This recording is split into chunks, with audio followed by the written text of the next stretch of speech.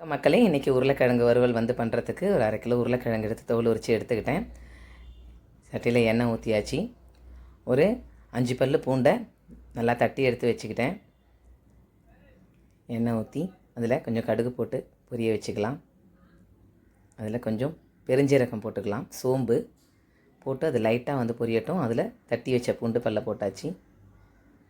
போட்டு அதில் கருவேப்பிலையை போட்டு பொரிய வச்சுக்கலாம். வெங்காயத்தை போட்டு நல்லா ஃப்ரை பண்ணிக்கலாம். ஒரு 2 பெரிய வெங்காயம் ஒரு 2 எடுத்திருக்கேன். கொஞ்சம் பொடியாகவும் இல்லாமல் இப்படியும் இல்லாமல் கட் பண்ணியிருக்கேன். அதை கொஞ்சம் நல்லா ஒரு அரைப்பதமாக ஃப்ரை பண்ணால் போதும். டீப் ஃப்ரை பண்ணணும்னு அவசியம் கிடையாது. அதில் ஒரு 3 தக்காளி பழத்தை கட் பண்ணி போட்டு அதையும் நல்லா வதக்கி எடுத்துக்கலாம்.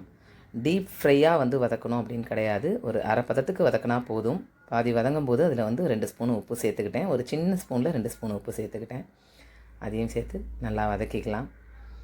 நல்லா வதங்கி வரட்டும். அதில் ஒரு 2 ஸ்பூன் மிளகாத்தூள், 1 ஸ்பூன் கொத்தமல்லி தூள் சேர்த்து அதையும் கொஞ்சம் ஃப்ரை பண்ணிக்கலாம். அப்புறம் உரித்து வச்ச கிழங்கை கட் பண்ணி வச்சது அதில் போட்டு அதையும் நல்லா ஃப்ரை பண்ணி இந்த மாதிரி ஒரு தொக்கா இருக்கிற மாதிரி எடுத்துக்கலாம். இது சாம்பாருக்கு, ரசத்துக்கோ இல்லை எல்லா விதமான ஒரு தயிர் சாதம் எல்லாத்துக்குமே இந்த மாதிரி வெங்காயம் தக்காளி போட்டு பண்ணிங்கன்னா நல்லாயிருக்கும். இன்றைக்கி நம்ம வீட்டோட ரெசிபி ஒயிட் ரைஸ், முருங்கைக்கீரை தண்ணி சார், உருளைக்கிழங்கு தொக்கு அண்டு எக். வாங்க சாப்பிடலாம்.